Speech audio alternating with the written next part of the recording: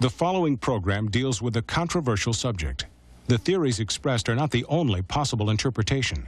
The viewer is invited to make a judgment based on all available information. Tonight on Sightings, reincarnation. Is there another life after death? I was a crew member on the Titanic. The latest hypnotherapy breakthroughs could make you a believer in past lives. Then, if your travel plans bring you anywhere near this highway, think again. At that particular day, there were 15 who died. What deadly curse haunts this stretch of road?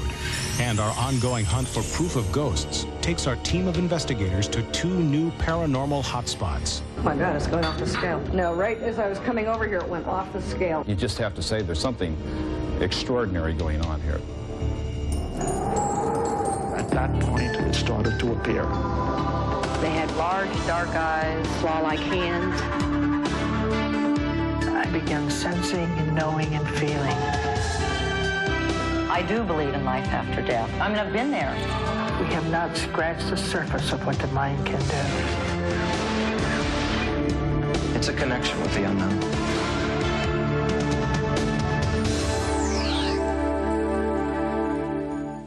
During construction of a highway, the New Jersey Department of Transportation unearthed evidence of an ancient Indian settlement. Native Americans warned that anyone involved in paving over this sacred site would be cursed, a warning that turned out to be more than just an idle threat. Many cultures still maintain a powerful belief that certain places on Earth are sacred and should not, must not be tampered with. Burial sites are among the most sacred of all places, and there is almost a universal belief that the dead must be left to rest in peace. If they're not, a curse may follow those who dare violate the sacred ground. Some Native American tribes follow these traditions to this day. They warn of grave consequences for those who disturb their honored dead. Members of the Delaware Indian Nation believe this stretch of Highway 55 near Deptford Township in New Jersey was built over an ancient Indian burial ground, prompting what has become known as the curse of Highway 55. To us, our ancestors are sacred, and anything that is connected with our ancestors, the whole area to us is sacred, and we do not defile it in any way, and we don't want anyone else to defile it. Well, they just laughed at me. So I raised my hands to the heavens, and I prayed to the Great Spirit, and I prayed to my ancestors. Then all these things happened. I mean, then the winds came up and blew vehicles off the road with people, with their workers in them. And I think that at that particular day, there were 15 who died as a result of it. It was not that I wanted the people to die. It was that I wanted the site to be left alone. In the months following the chief's curse, a 34-year-old crewman was run over and killed by an asphalt roller truck. A Department of Transportation inspector died on the job site of a brain aneurysm. A sudden gust of wind blew yet another worker off a bridge, leaving him paralyzed. Within 3 weeks, many more construction workers and their families seemed to fall victim to the curse. The sheer number of tragedies seemed to be more than coincidence. Workers and their families are still frightened to speak out publicly. The New Jersey Department of Transportation, however, denies that there was anything unusual about the deaths and injuries that have occurred. Highway 55 was already well under construction when Gloucester County historian Robert Harper first heard rumors about what was happening at the site. And it seems that several of the bulldozer operators were in a Deptford tavern, and they were elusive mouthed. They were boasting about how they had disturbed these Indian graves. Denied access by the New Jersey Department of Transportation, Dr. Harper became obsessed with Highway 55. Unable to stop construction through government channels, Dr. Harper and the Historical Society brought their findings to Chief Wyandotte, the spiritual leader of the Eastern Delaware Nation and a direct descendant of the ancient people who lived on the site in question. They came to me at the shaman and asked me what I could do about it. So I went to them and I talked to them, and the state archaeologist said, oh, there's nothing here except some pieces of pottery and items of that nature. The Department of Transportation admits they were surprised to find what they believe is an Indian campsite. They pulled thousands of artifacts out of the site, but deny finding evidence of human remains. Most of the time we know what's out there. But in case once in a while there is something that we do miss, we do have a procedure, and it works.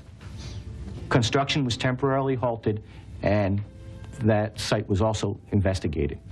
This is one of the earliest artifacts we found. It's either a knife blade or a spear point. This dates from roughly about 6,000 BC. The few bone pieces we did find, and I'll be glad to show them to you, are not human. They happen to be deer. So there was absolutely no evidence of cemeteries or any other type of burial. Chief Wyandotte doesn't agree. He believes the site is sacred, and anyone who disturbs it is cursed. I said, if there was a village, then within 100 yards in one direction or the other, there would have to be a burial site. Because after all, they didn't have horses, they didn't have any other means of transportation, so they had to carry the body and bury it.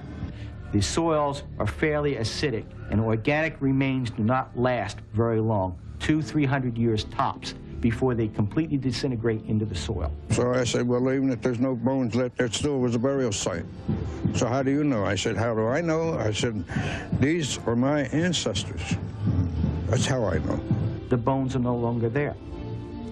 The descendants are no longer there. We do not know if somebody was buried there or not. And I said, how would you like it if I sent some of my warriors with bulldozers and bulldozed your grandparents up? What's done has been done. And what's been done can't be undone. Highway 55 has been completed. Whether or not it was built on sacred Delaware Indian burial ground may never be known, but there are still disturbing questions. Is there a connection between Wyandotte's curse and the documented tragedies that occurred along Highway 55? And will the curse continue to claim victims here? As far as I was concerned, it wasn't a curse. It was a prayer. I prayed to the Great Spirit, and he answered me.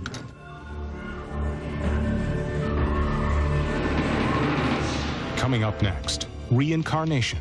Is there another life after death? I was a crew member on the Titanic. The latest hypnotherapy breakthroughs could make you a believer in past lives.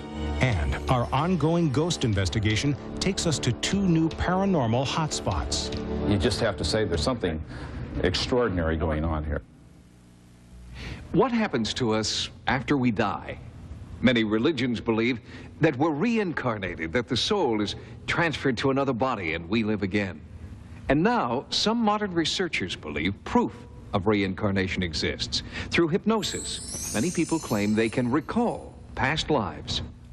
I absolutely believe in reincarnation. I was a Japanese man. I've been a silversmith. I've been, had many past lives as warriors. I worked a printing press, and this was in about 1780s. Over 3,000 people claim to have recalled past lives working with author and reincarnation teacher Betty Bender. Reincarnation is the process by which the soul, which is our spiritual essence, at the end of a lifetime, when the body dies, leaves that lifetime, leaves that body, gets into a new body and starts a new lifetime. Does reincarnation exist? Under hypnosis, Betty's clients try to reach back in time to a time before they were born. They are searching their unconscious for evidence of past lives. The technique is called regression therapy. Once hypnotized, subjects seem to relive previous incarnations, recalling historical events, people, and foreign places they have no knowledge of. Subjects say their previous lives come to them like snapshots from the past. The philosophy behind reincarnation is that the soul has chosen to get into a physical body in order to learn something. We are choosing to incarnate in each lifetime because we have certain lessons to learn in each lifetime. Regression therapists work with people who want to go back in time and explore the possibility that they've lived before. the first step involves total relaxation of mind and body. Now take a stream of white light down through the top of your head. Let it run through your body head to toe, as if you were sitting under a waterfall. Some people try past life therapy out of curiosity. Others hope to learn if problems in this life are linked to traumatic events in a past life. One of Betty's clients sought help for his clinical depression after traditional therapy failed. Betty and I went back to a past life when I was happy flying, which happened to be a World War II fighter pilot. So for instance, something that gave me pain or gives me pain during this lifetime is cause for exploration of past lives. I'm in the cockpit, October 3rd, 1940. Down below us, maybe 3,000 or 4,000 feet, are some, looks like German fighter planes. I begin firing my gun, and just as I do so, I feel some sensation, like some thudding into my plane. I am hit, but I don't feel pain. I'm just incapacitated in my plane. I've lost control of my plane. I'm at full throttle going straight into the ocean. Disintegrated. I'm floating. In 1988, my entire world fell apart, and I went through some traditional therapy. It was at that point that I was really grasping at straws to figure out what I was going to do. I guess you would call it a clinical depression. And it was at the point that I started working with Betty, incorporating this therapy, that things really began to change. Darrell Rooney had a profound fear of drowning. Working with Betty Binder, he recalled past events that could explain his debilitating phobia. Holding on to a railing. It's cold and wet. I'm angry and frightened because I'm stuck here. I'm looking out into the ocean, and I know that all the lifeboats are out there. I was a crew member on the Titanic, down in the engine room. The ship is in trouble. And I don't want to die. I don't want to go down with this ship. I can remember screaming all around me, and then all of a sudden, things turning upside down. And the most disturbing thing is timber creaking and stretching and cracking ways that it's not supposed to. Up until then, I've felt a sense of gravity, and now it's all upside down. And ropes, I'm caught up in ropes. I'm being dragged under. I can feel a rope wrapped around here, and I can see portholes of the ship. I'm being pulled under by these ropes. I'm being pulled down with the ship. And this is a really frightening thing. I watched myself tied up in the ropes go down, down, down, and I can see the stern of the ship, and it disappears into this black fog water. The Titanic sank in 1912, 40 years before Darrell was supposedly reborn in his present life. During regression, he was able to reveal the name of the sailor his soul had previously inhabited. I just opened my mouth, and this word came out, Brooks. Brooks, my name was Brooks. We later got the crew list and found the names on the crew list, which was astounding to me. That moment of seeing them on there just made me think, this is real. Darrell has drowned in 3 past lives that I'm aware of, and they were all in the middle of an ocean, and they were all one after another. His death scene is a very profound one because he had not expected to die. It was not his intention as a soul. He was furious. There was all of this terror and all of this emotion during the regression talking about this. And the minute that I separated, all the emotion went away. And I was at peace, and I was calm, and, you know, I felt tranquil.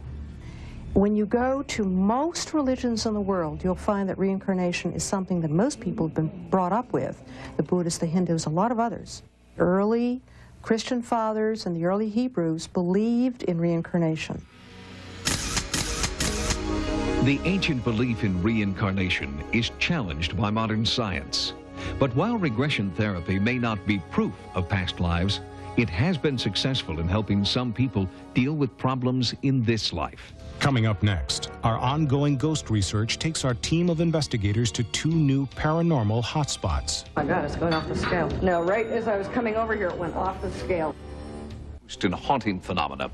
Tonight, we follow director Lloyd Auerbach as he investigates 2 reported hauntings and attempts to gather evidence that ghosts actually exist. Ghostbusters was one of the first films that really hit the entire public consciousness with a comedy that was clearly not real. We know that stuff's not real, guys. We know that there's not a marshmallow man walking down Central Park West. What do you really do? Until his death, Tony was everyone's favorite bartender at the Banta Inn near San Francisco. Locals believe his spirit haunts the restaurant still. But Tony's not a frightening, malicious ghost. His trademark is mischief. There was a fellow staring at me there. I went through the door of the kitchen, and he was gone. I saw a figure in the mirror, and I turned to look at the floor where that person should have been standing, and there was nothing there. All of a sudden, I felt this, like somebody took their finger up the back of my leg all the way up, and I turned around, there was nobody there. And it was after that, the guy here right next to me tipped over, spun around 3 times. The guy then all of a sudden, the CDs started flipping by themselves. He just flipped a couple times. He loved Patsy Cline, and it would come on all the time. Ghosts tend to react to situations as if they were people, living and breathing people. One of the reasons is they don't know they're dead. They're in total denial. We have a lot of physical things happening that seem to relate to Tony's behavior when he was alive. One of the things that Tony was apparently fond of doing was playing with the money in the cash register and stacking the change so that it was a nice orderly stacks in the change bin. And here, when you just toss money in a change bin, obviously close the door, open it, and open it back and forth, it's not going to stack automatically. And yet, they've been opening the drawer for a few years, and the change seems to be stacking by itself. You can throw it in and turn around the next second, and it's all stacked in there all nice and neat. In the search for proof, investigators test Tony's favorite table with a magnetometer. They're looking for abnormal levels of electromagnetism. Oh my God, it's going off the scale. No, right as I was coming over here, it went off the scale. It went up to about 100. Unlike other hauntings Lloyd Auerbach has investigated, the people here aren't frightened. One of the bartenders told me that she had pretty much gotten a couple of guys who were very drunk out of here and come back in, and she didn't lock the door behind her, which she thought as an afterthought. It turned out to have locked itself. And according to eyewitnesses, Tony is not the only ghost that haunts the Banta Inn. From what I have been told, Margaret was an old regular in the 50s and 60s. She passed away. She died of a heart attack in the building, and that she absolutely loved the Banta Inn. She like lived down here, and that she didn't want to leave either. Margaret plays. She likes levitation. She likes throwing objects. The man came in and ordered a hamburger, and the bartender asked him something about how he wanted it done. And at that moment, from across the room, where there was no one sitting, an ashtray picked up off the table, flew across the room, past the guy's head, and dropped down in front of the bartender. Even Lloyd has experienced what seems to be Margaret's temper. The chandelier started moving by itself, and there was no way for that to have happened if the other one wasn't already moving, unless somebody rigged it, and that's the first thing we did check. In another haunting case at the Moss Beach Distillery in California, a deluge of eyewitness reports warranted more sophisticated diagnostic tools. Yeah, what we're installing are 3 different types of motion detectors: an infrared detector, a microwave detector, and an ultrasonic detector. In addition to the detection devices, Auerbach has assembled a team of psychics who will attempt to make contact with the spirits here. You may have a lot of person witnesses, but no camera witnesses to objectify the actual phenomena that's going on. Photographic evidence doesn't exist, and there are no good photographs because we're dealing with a purely mental phenomenon where the ghost is somehow transmitting an image into your brain and bypassing the eyes altogether. Apparently, it was built as a residence to begin with. There was a garage downstairs, and then it became a booming restaurant and a bordello, we think. There was a piano player here, and every evening a beautiful woman wearing blue would come to listen to him play, and apparently they were having an affair. The only problem was that she was married, and her husband was very jealous. And one night they were all here at the same time, and a fight broke out, and they ended up on the beach, and a stabbing took place, and apparently the lady in blue, was killed. And then she came back here to haunt the place. The blue lady is quite comfortable with us, and we're comfortable with her. We'll protect her, I think, as much as we can. She pulls a lot of pranks. I guess one that I can remember is the funniest is that a waitress in the kitchen towards the end of the evening got smacked in the rear end with a spatula, and there was nobody in the kitchen. We recently installed a heating and air conditioning system, and I spent the better part of one day programming these thermostats so they would go on precisely the time pre-designated and so forth. The very next day, I came into the restaurant, and every single setting on the thermostat had been changed. And it would take at least 30 minutes for somebody to do that if you knew how to do it and if you knew how to unlock it. Coffee machines will turn on all by themselves and start dumping coffee out. At one point or another, I think everyone on our waitstaff has heard someone calling their name. I think it's just mischief. She probably gets bored and likes to play a couple of pranks. Let us know that she's around. Despite their battery of detection devices and psychic input, the Blue Lady of Moss Beach did not appear during their investigation. But Lloyd Auerbach is encouraged by the data that has been collected. There is definitely something anomalistic or psychic or whatever you want to call it going on in this place. We can go in every few months, let's say, and we can ask if anything new has happened and start really getting a fuller picture. Is the Lady in Blue imaginary, or could her failure to materialize be just one of her pranks?